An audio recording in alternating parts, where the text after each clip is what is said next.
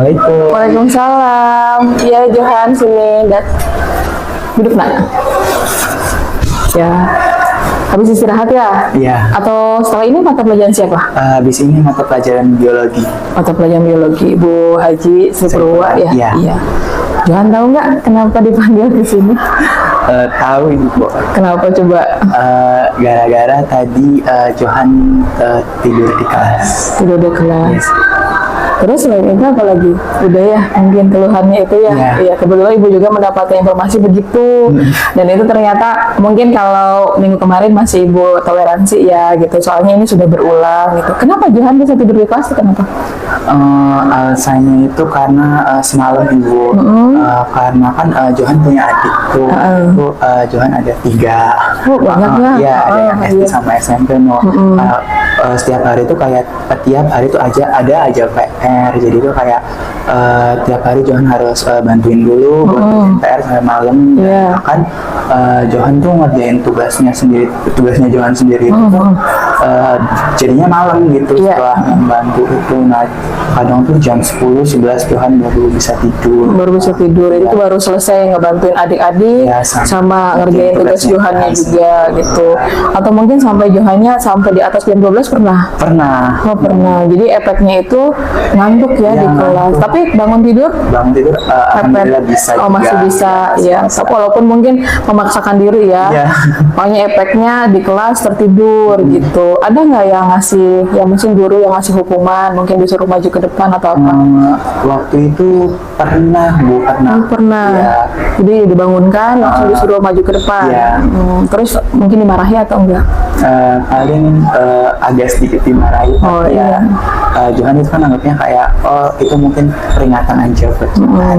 Tapi memang Johan merasa nggak bahwa itu tuh memang sebuah kesalahan yang Johan lakukan? Ya, Johan merasa karena kan ya di jam pelajaran tapi yang seharusnya Johan menyimak guru itu tapi ya Johan malah tidur. Nah ya udah tuh kalau gitu.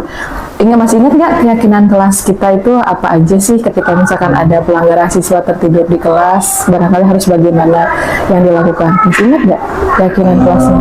Paling untuk itu kalau yang pertama itu kan kalau misalkan kita mau kesalahan kan meminta maaf kali ya. Sudah meminta maaf? Sudah. Iya, alhamdulillah. Ya. Terus yang kedua itu kan selama kita tidur kan pasti kita tidak menyimak ya. Jadi kita harus mencatat ulang. Mencatat ulang. Ya. Dan kita berjanji kepada guru yang bersangkutan ataupun pada teman kelas itu harus tidak mengulanginya kembali gitu. Ya. Lalu jika kalau tidak salah jika kita mengulanginya kembali orang tua akan dipanggil. Oke. Pastinya kan untuk yang keyakinan yang kelas yang ketiga, Johan juga tidak mau ya sampai orang tua dipanggil ya. Artinya ketika ibaratkan orang tua berarti kan ada bisa hal negatif ataupun hal positif gitu kan. Tapi kecenderungannya lebih ke hal negatif gitu kalau sudah melibatkan orang tua. Ya Ibu juga di sini sebagai wali kelas kan mengingatkan gitu. Ketika misalkan Ibu pun ditegur sebagai wali kelas mengingatkan agar ya Johan gitu kan tidak hanya Johan, mungkin ada juga Ratu gitu kan. Ratu juga kaitannya kan keterlambatan gitu. Artinya kalau misalkan ada masalah atau apa ya bisa berbagi dengan Ibu, bercerita biar nanti Ibu pun bisa membantu gitu. Karena kan kalau Ibu lihat selama pertemuan dengan Ibu kan Johan itu tidak tidur gitu. Mungkin posisinya lagi bagus ya gitu kondisi badan gitu. Terus mungkin pas jam Ibu kan jam pertama gitu. Mungkin ini keseringannya tertidur habis duhur ya kesini. Gitu. Habis makan terus mungkin ngantuk, efeknya tertidur. Oke deh itu. Ibu hanya menyarankan jangan diulangi lagi, lebih ke bisa memanage waktu juga dan tetap semangat untuk membantu adik-adik Johan. Bisa ya? Iya. Oke. Dan juga mau minta maaf ya. Iya, sama-sama. Tetap semangat, bahagia. Oke, silakan bisa kembali ke kelas. Iya. Ibu, assalamualaikum. Waalaikumsalam warahmatullahi wabarakatuh. Masuk. Assalamualaikum. Waalaikumsalam. Ratu, ayo masuk sini. Duduk, Mbak. Iya, Ibu. Lagi istirahat ya? Iya, Ibu. Ratu tahu nggak kenapa dipanggil sama Ibu ke sini? Tahu, Ibu. Kenapa? Ibu kebetulan pengen tahu dulu nih dari Ratu. Kenapa Ibu bisa sambil menyisihkan waktu Ibu juga, terus sama juga mohon maaf nih, Ibu juga pakai jamnya Ratu untuk istirahat ya. Kenapa? Coba alasannya apa? Karena tadi pagi Ratu berangkatnya telat, Ibu. Oh, telat lagi. Berarti berangkat dari rumah jam berapa? Aku berangkat jam 6.30. Jam 6.30. Berarti nyampe ke sini tuh tadi 6.47. 6.47. Ya, ya kebetulan ibu juga dapat laporan ya dari kesiswaan. Terus ibu juga dapat laporan dari beberapa guru mata pelajaran yang mungkin ketika itu jadwal beliau-beliau waktu itu baru masuk gitu ke kelas. Hanya memang kebetulan kalau pas jam pelajaran ibu, alhamdulillah ya selalu tepat waktu atau mungkin tidak ada kendala gitu. Kenapa bisa terlambatnya kenapa? Kalau Ratu itu kan kalau di rumah tuh ada rutinitas tuh, Ibu. Pagi-pagi. Iya, pagi-pagi sebelum berangkat sekolah. Jadi Ratu tuh kalau di rumah harus bantu kerjaan ayah dulu. Apa itu kerjaannya kalau ibu tahu? Ngebantu ini sih, Bu, kayak ayah kan di rumah ada hobi burung. Nah, jadi tuh Ratu tuh harus bantuin ayah ngeluarin burung-burung buat dijemur. Oh, berarti iya. Terus kasih makan juga? Iya, ngasih makan juga. Kasih makan. Lumayan banyak mungkin ya? Iya, iya. Jadi menyita waktu. Tapi untuk hari ini khususnya, Ratunya bangunnya kesiangan atau bagaimana? Iya, Ibu. Tadi Ratu bangunnya kesiangan jam 5.15 baru bangun. Iya. Makanya kan mungkin harus ngebantu dulu ayah, terus ditambah mungkin ada harus yang menyiapkan perlengkapan sekolah barangkali ya. Jadi mepet waktunya. Iya, iya. Ratu kalau berangkat sama siapa? Sendiri, kadang sama ibu.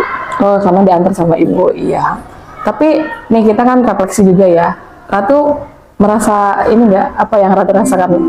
Ngerasa bersalah sih, Bu, karena udah melanggar aturan sekolah juga. Iya, kita kan punya aturan ya, bahwa kita kan apalagi kita masuk itu jam 6.45, di mana itu kan menjadi hak paten, menjadi kewajiban siswa-siswa SMA Negeri 1 Sumber untuk menaati semua peraturan gitu. Ya setidaknya itu kan menjadi refleksi buat Ratu sendiri, mungkin itu juga sama untuk ibu sebagai wali kelasnya Ratu. Nah, Ratu masih ingat nggak apa yang menjadi keyakinan kelas ketika misalkan keterlambatan datang ke kelas? Ya, masih, Bu. Masih apa aja coba kalau masih? Ada 3. Yang pertama itu kita harus minta maaf kepada guru yang bersangkutan. Iya. Yang kedua, kita harus mencatat materi pembahasan yang sebelumnya. Iya. Yang ketiga, ketika mengulanginya lagi, ada konsekuensi orang tua dipanggil ke sekolah. Oke. Artinya kan itu sudah paten ya, kesepakatan di kelas kita ketika misalkan ibu awal masuk, kita sudah bikin keyakinan ke kelas, bikin kesepakatan kelas, maksudnya agar semuanya tertata rapi, termanage rapi kelas kita gitu. Dan itu pun kan berlaku untuk kelas-kelas yang lain juga. Artinya kalau anak sudah dikasih keyakinan kelas, mereka punya tanggung jawab gitu. Ibu sih berharap Ratu tidak lagi mengulangi kesalahan yang sama.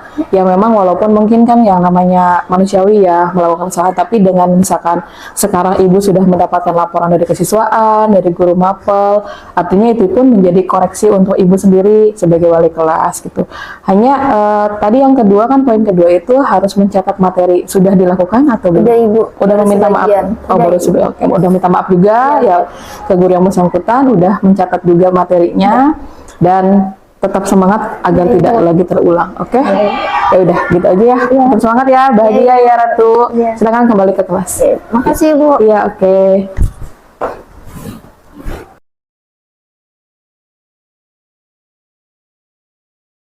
Assalamualaikum warahmatullahi wabarakatuh. Saya Johan Ardian, selaku siswa dari Ibu Rianti. Setelah saya mendapatkan bimbingan konseling dari Ibu Rianti karena kesalahan saya yang tidur di kelas, ketika saya menceritakan kepada Ibu Rianti, saya dapat menceritakan dengan nyaman dan juga dengan lebih rileks, dan juga saya bisa meluapkan apa yang sebenarnya terjadi pada saya, kenapa saya bisa tidur di kelas. Dan juga saya sangat-sangat bersyukur dan terima kasih kepada Ibu Rianti karena telah diberikan solusi yang baik sehingga saya sampai pada saat ini tidak pernah lagi tidur di kelas. Terima kasih Ibu Rianti. Assalamualaikum warahmatullahi wabarakatuh. Perkenalkan, nama saya Ratu Ipita Hadis, selaku siswi Ibu Rianti. Setelah saya diberi konseling kepada Ibu Rianti mengenai masalah saya tentang keterlambatan saya masuk sekolah, Setelah diberi bimbingan oleh Ibu Rianti, di situ saya merasa sangat nyaman dan sangat lega karena saya sudah mengeluarkan semua unek-unek saya mengapa saya bisa telat berangkat sekolah. Setelah saya diberi bimbingan oleh Ibu Rianti, insya Allah saya berjanji untuk tidak mengulanginya lagi dan bangun lebih pagi lagi dan untuk tidak tidur kemalaman. Kurang lebihnya mohon maaf. Wassalamualaikum warahmatullahi wabarakatuh.